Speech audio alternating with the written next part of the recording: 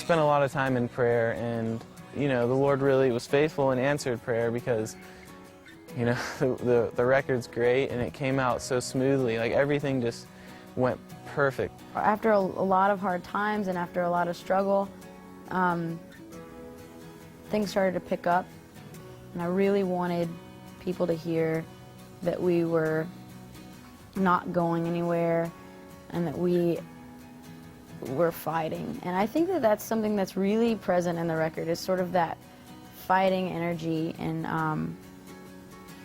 I think it's in every song, even though the songs aren't all about, you know, the hard times. Most of them are. But I just wanted to make a record that said, hey, we've grown up, it's cool, we'll always be growing up and we'll always be figuring it out, but no matter what, we're here to stay.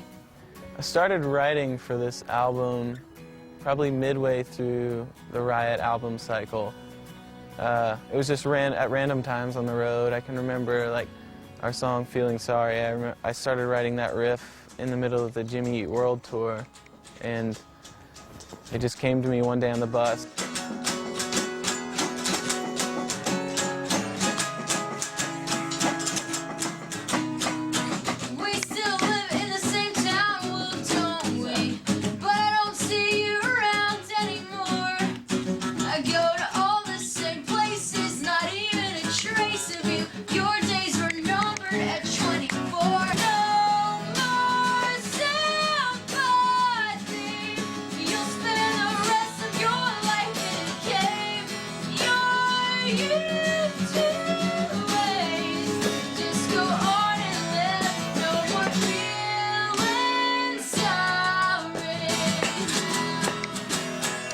Once we were finished with the final Riot tour, we headed home for a while and took a good break, spent time with our family and friends, and I think that really inspired me. Being home, just missing playing shows, I really wanted to just write songs.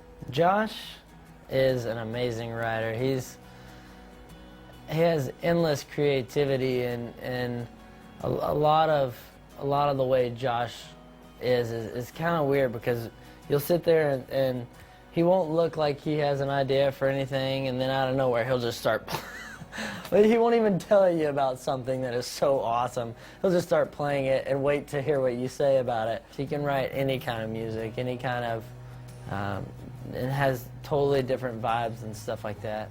And he's good with all parts too, whether it's like helping Zach come up with like drum parts, or, you know, or bass lines, or helping Taylor with guitars, and even melodies and stuff like that. He somehow can see it all in his head. Yeah, it was definitely a blessing getting to write on this record, just because Josh and Haley are perfect together. They're like the ultimate writing team or whatever.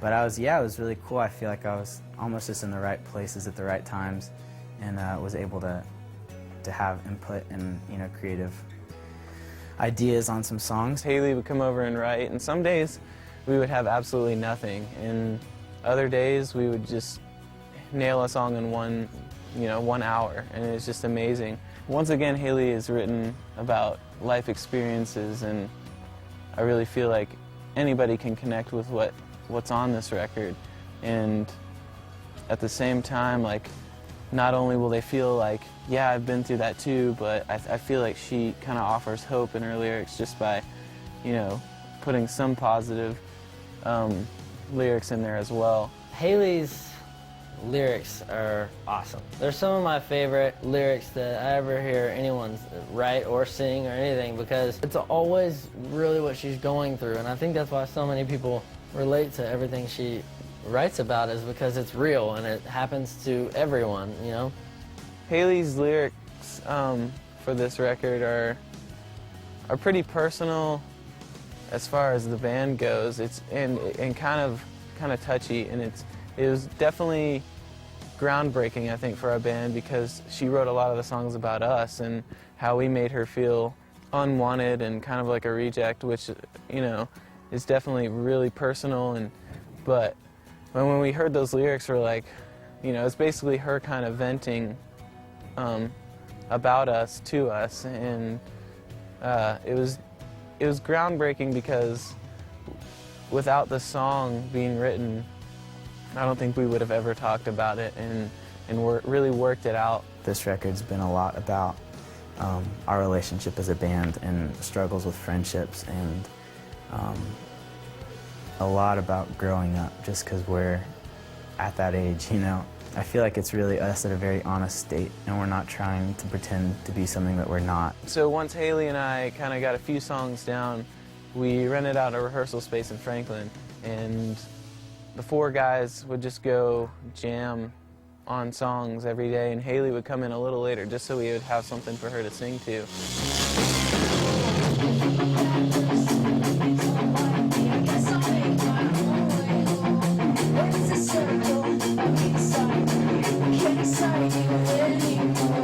If you just do one, like stay on the same chord, and we'll do it either ignorance is your new best friend, ignorance is your new best friend. Oh no, it needs to change, doesn't it? So once we headed out here to Rob's house, it all started to come together just so naturally, because I think whenever we work with Rob, he gets our chemistry and we work really well with him. And he just let our band breathe and do our thing, and that's what we were really looking for in a producer.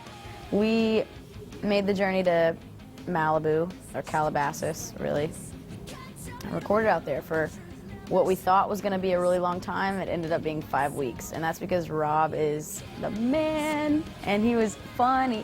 He was always there, but at the same time, he never let his role get in the way of our position. When you listen to it, I think you'll really hear the energy of each of us, and I don't think you'll ever hear a moment on the record that's like overproduced or too much, you know, and that's because Rob was always there to guide us, but he never pulled us in any direction.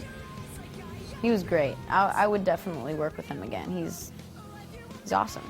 He made amazing food. That was probably one of the best things about it, is he's like the most insane cook. All of us band members are probably like 12 pounds heavier from leaving his studio. That's not true, probably just me, but Rob Cavallo, he's one of a kind. He's a really cool dude. He's really open to trying things, and you know, I mean, I played a magazine on the record. I hit a magazine because he's like, come on, let's just try stuff. Let's just have fun. And so there's no limit with him.